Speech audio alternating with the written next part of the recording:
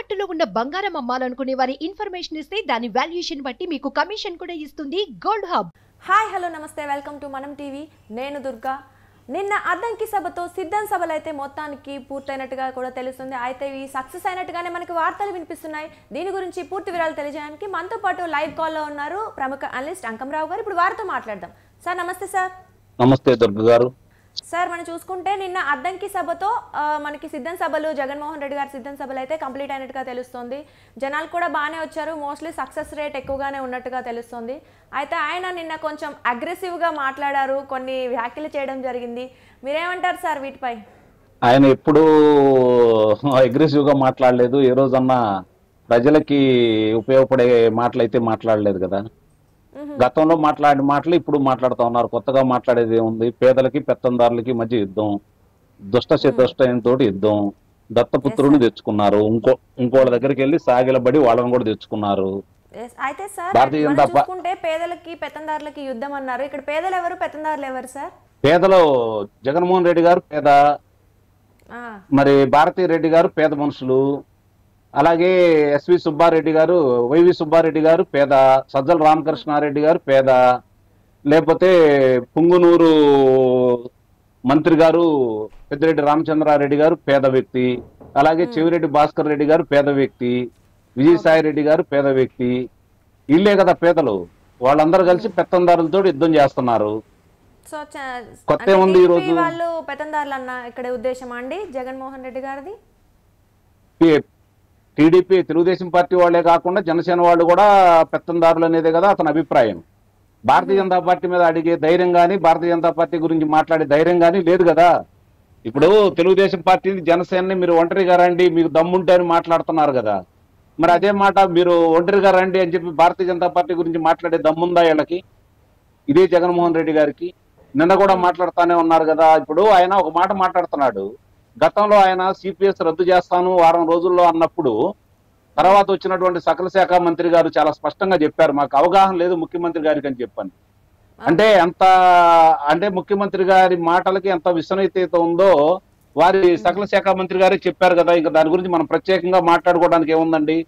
సాక్షి paper ఆయన కాదు, సాక్షి ప్రసార మాధ్యమం ఆయనది కాదు, భారతీయ సిమెంట్ ఆయనది కాదు, మరి ఇడుగులపాయ ప్యాలెస్ ఆయనది కాదు, ఇడుగులపాయ ఎస్టేట్ ఆయనది కాదు, హైదరాబాద్ లో ఉన్నటువంటి నివాసం ఆయనది కాదు, తాడేపల్లిది ఆయనది కాదు, బెంగళూరులో ఉన్నది ఆయన కాదు. మరి ఆయన నిరుపేదే కదా, రూపాయి జీతంతో కదండి ఆయన బతుకుతుంది. మనం అది కూడా ప్రచారం చేద్దాం, మనం కూడా ప్రచారం చేద్దాం, నిరుపేద నిరుపేద నిరుపేద అని. అదే సార్, అంటే మనం చూసుకున్నట్లయితే కొంచెం అగ్రెసివ్ గానే కనిపించారు జగన్మోహన్ రెడ్డి గారు. మొదటి సిద్ధం సభతో కంపేర్ చేసుకుంటే అద్దంకిలో లాస్ట్ జరిగిన సిద్ధం సభలో చాలా అగ్రెసివ్ గా కనిపించారు, కొంచెం ఉత్సాహంగా కూడా కనిపించారు. అంటే మేము గెలవబోతున్నాం అని ఆయనకి ఏమైనా సంకేతాలు వచ్చాయంటారా? ఇప్పుడు గెలవబోతున్నాం కాదు, సభ సక్సెస్ అవుతుంది కదా అని ఆయన మాటలు. ఇప్పుడు ముఖ్యమంత్రి గారు నిన్న చూశారు మీరు, మామూలుగా మీ దాంట్లో కూడా ప్రసారం అయింది. ఎక్కడి నుంచో విశాఖపట్నం, శ్రీకాకుళం నుంచి బస్సులు వచ్చినాయి, కడప, కర్నూలు నుంచి బస్సులు వచ్చినాయి. చాలా స్పష్టంగా కనపడతానే ఉన్నాయి. సహజమే అది, దాన్ని తప్పట్టాల్సిన అవసరం లేదు. ప్రజలు వచ్చారు, రాలేదని చెప్పడంలో కూడా అది వాస్తవం కాదు. ప్రజలైతే వచ్చారు, అందుట్లో అనుమానమే లేదు. సమీకరణ చేస్తారు ఏ రాజకీయ పార్టీలైనా, దాన్ని తప్పు పట్టాల్సిన అవసరమే లేదు.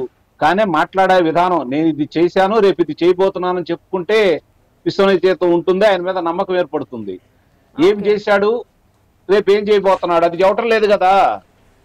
మేము ఇదిగో ఈ పలానా పనులు చేశాము, పోలవరం పూర్తి చేశాము దాన్ని చెప్పాలా, లేకపోతే ఇరిగేషన్ ప్రాజెక్టులకు సంబంధించి వాటినన్నింటినీ మేము పూర్తి చేశాము, నీరు అందించాము అది చెప్పాలి. 840 అడుగులు ఉంటేనే పులిగొండకి నీళ్లు వస్తాయి. మరి అలాంటిది 813 అడుగులు ఉంటే నీళ్ళు ఎలా వస్తాయో ఆయనే చెప్పలా. నిజంగా అది చెప్పుకుంటే చాలా బాగుండేది. మరి మన కుప్పంలో ఆయన ప్రదర్శించినటువంటి గ్రాఫిక్స్ ఏంటో ప్రత్యక్షంగా 2 గంటలు ఆకతలికి సభ అయిపోయిన తర్వాత పెట్టిన గేట్లు కూడా తీసుకెళ్లారు. దీని గురించి వివరణ ఇవ్వాలి. గతంలో చంద్రబాబు నాయుడు గారు ఇదే పులివెందలకు నీళ్లు అందించారు. మరి ఈ రోజు వీళ్ళు ఎందుకు ఇయలేకపోతున్నారు అది చెప్పాలా.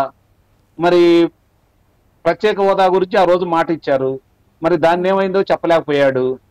మద్యపాన నిషేధం చేస్తా అన్నాడు, అది చెప్పలేకపోయాడు. ఎస్సీలకు సంబంధించి ఎస్సీ పిల్లలకి సంబంధించి 60,000 మందికి బెస్ట్ అవైలబుల్ స్కూల్లో వాళ్ళకి చదువుకునే అవకాశాన్ని తొలగించాడు. దాని గురించి చెప్పలేదు. అది ప్రగతిగా భావించాలి మనం. వాళ్ళకి రావాల్సిన 27 పథకాలను రద్దు చేశాడు. దాని గురించి చెప్పట్లేదు. విదేశీ ఓకే. విద్యా కానుకను రద్దు చేశాడు. దాని గురించి చెప్పట్లేదు. ఫీజు రీఎంబర్స్మెంట్ ని కొనసాగించలేదు. దాని గురించి చెప్పటం లేదు. మరి దళిత డ్రైవర్ ని వాళ్ళ శాసన మండలి సభ్యుడు చంపి ఇంటికి తీసుకెళ్లి ఇంటి ముందు పడేసి నేనే చంపానని చెబుతుంటే ఇంకా ఆయన్ని వెంటేసుకొని తిరుగుతూ ఆయన సభలు సమావేశాలు ఈయనతో పాటు బస్సులో కూడా ఆయన తిప్పుతున్నాడు. కాబట్టి నేను అంతకులను ప్రోత్సహిస్తున్నానని చెప్పి చెబుతున్నాడు ఆయన. ఒక తమ్ముడు గురించి ఆయన మరి ఆయన్ని నిర్బంధంలో తీసుకుందామని చెప్పని సాక్షాత్తు సిబిఐ వాళ్ళు వస్తే చేతులు ముడుచుకొని వెనక్కి వెళ్ళారు. కాబట్టి ఇది నా ప్రతాపం, ఇది నా పరిపాలన, నన్ను చూసి సిబిఐలు కూడా భయపడుతున్నారని చెప్పుకోవాల్సింది. అది చెప్పలేకపోయాడు. మంచి డాక్టరు, మత్తు డాక్టర్ గా పేరెన్నికన్నటువంటి సుధాకర్ గారిని మాస్క్ అడిగినందుకు పిచ్చివాడిగా చిత్రీకరించి ఆయన చావుకు కారణమైంది నేనే అని చెప్పని చెప్పలేకపోయాడు. ఓకే. చంద్రయ్య యాదవ్ అనే వ్యక్తిని సమాధానాలు లేవు కాబట్టి టాపిక్ ని డైవర్ట్ చేస్తున్నారంటారా సార్ మీరు? నిస్సందేహంగా చేసి చెప్పుకోవడానికి ఏముండే వాళ్ళ దగ్గర. రేపు ఇది చేయబోతున్నాం అని చెప్పుకోవడానికి ఏముంది? సంపూర్ణ మద్యపాన నిషేధాన్ని అమలు చేస్తాను 5 సంవత్సరాల తర్వాత 5 నక్షత్రాల హోటల్లో తప్ప ఎక్కడా దొరకడానికి వీల్లేదు. అది సంపూర్ణ మద్యపాన నిషేధం చేసిన తర్వాతే నేను ఓట్లు అడుగుతాను అన్నాడు కదా. మరి ఇప్పుడు అది సంపూర్ణ మద్యపాన నిషేధం జరిగిందని చెప్పి చెప్పగలుగుతున్నాడు ఆయన. ఇంకొక 20 సంవత్సరాలకు సంబంధించి మద్యం మీద అప్పులు తీసుకొచ్చాడు కదా. ఇది ఎక్కడన్నా ఉందా? ప్రపంచం ఇంతవరకు ఎక్కడన్నా జరిగిందా? నేను ఈ పని చేశాను, ప్రపంచంలో నేనే గొప్పవాడిని చెప్పి చెప్పుకోవాల్సింది. మరి అది చెప్పుకోలేకపోయాడు కదా. నేను ఈ రాష్ట్రానికి 3,63,000 కోట్ల రూపాయల అప్పులతోటి నాకు చంద్రబాబు నాయుడు గారు ఇస్తే నేను ఈ రోజు 12 లక్షల కోట్ల రూపాయలు అప్పు చేశాను, ఇది నా ఘనత అని చెప్పి చెప్పుకోవాల్సింది. మరి అది చెప్పలేకపోతున్నాడు కదా. గతంలో పింఛన్దారులకి ఈ రోజు కోతలు విధిస్తున్నాను, అమ్మఒడిలో కోతలు విధిస్తున్నాను. కారణం ఏంటంటే విద్యుత్ అధికంగా వినియోగించుకుంటున్నారు, లేకపోతే వాళ్ళకి ద్విచక్ర వాహనం ఉంది, లేకపోతే వాళ్ళకి పాన్ కార్డు ఉంది, అందువల్ల నేను తొలగించాను. ఇవన్నీ చెప్పుకోలేకపోయాడు కదా నిన్న. ఇవి కూడా చెప్పినట్టయితే ఆయన సమర్థుడుగా మనం భావించాల్సి వచ్చేది. పోనీ చేసే పనులు కానీ రేపు అవునండి అదే కదా. ఇప్పుడు ప్రజలకి ఏం మేలు చేశానో చెప్పుకోవాలి కదా. ఏ నాయకుడైనా చేసే పని అదే కదా. అధికారంలో ఉండేవాళ్ళు మేము ఇది చేశాము, రేపు పొద్దున ఇది చేస్తామని చెప్పుకోవాలి. ప్రతిపక్షంలో ఉండేవాళ్ళు ఏం మాట్లాడతారు? గతంలో వాళ్ళు ఈ హామీలు ఇచ్చారా, ఇది నెరవేర్చలేదు కాబట్టి ఇలా ప్రభుత్వం విఫలం చెందింది అని చెప్పని ప్రతిపక్షాల్లో మాట్లాడితే ఒక అర్థం ఉంది. అధికార పార్టీ చెప్పుకోవడానికి నీకు 4 పనులు ఏంటి, ఏమున్నాయి? ప్రజలకు ఉపయోగపడే ఇవి చేశాము, అవి చూపించండి, అప్పుడు మాట్లాడుకోవచ్చు మనం దీని గురించి. ఏ రోజు కూడా ప్రతిపక్షాల మీద లేకపోతే మాట్లాడుతున్న వాళ్ళ మీద దాడులు చేయటాలు, మాటల యుద్ధం చేయటం తప్ప ప్రజలకు ఉపయోగపడే కార్యక్రమాలు చేసినప్పుడు జగన్మోహన్ రెడ్డి గారి గురించి మనం మాట్లాడుకోవాలి. ఇక్కడ మీరు అన్నారు ఏమని, ఆయనకి గెలుపుదేమా వచ్చిందని చెప్పని. గెలుపుదేమా మాట్లాడే వాళ్ళైతే మళ్ళీ పెద్ద పెట్టున వైనాట్ 175 అంతా మాట్లాడేవాడు. మరి ఈ రోజు ఎందుకు మాట్లాడలేదు? అది అంటే మరి ఓడిపోతున్నానని ఆయనకు అర్థమైపోయింది కదా. సభలో సార్ అంటే కాన్ఫిడెన్స్ వచ్చిందా అని మాట్లాడటం వేరు. ఎందుకంటే మరి మాట్లాడకుండా బేల్తనంగా మాట్లాడితే అక్కడికి వచ్చిన కార్యకర్తలే పారిపోతారు కదా. ఓకే. సో అంటే కార్యకర్తలు ఇప్పుడు నిన్న చూశారు కదా, మహిళలతో మాట్లాడితే ఏంటమ్మా మీరు ఎట్లా వచ్చారంటే మేము డోక్రా మహిళలం. ఎందుకు వచ్చారు అంటే బలవంతంగా తీసుకొచ్చారు. మరి రేపు పొద్దున జగన్మోహన్ రెడ్డి గారికి కదా మీ ఓటు అంటే ఆలోచిస్తాం. మేము జగన్మోహన్ రెడ్డి గారికి ఓటేస్తామని ధైర్యంగా చెప్పట్లేదు కదా వాళ్ళు. ఆత్మవిశ్వాసంతో చెప్పట్లేదు కదా. అంటే నీ స్థానికి వచ్చిన మహిళలే నీకు చెప్పట్లా. ఇక్కడ అర్థమైపోయింది కదా ఆయన డొల్లతనం. జన సమీకరణ వేరు, ప్రజలు ఓట్లు వేయటం వేరు కదా.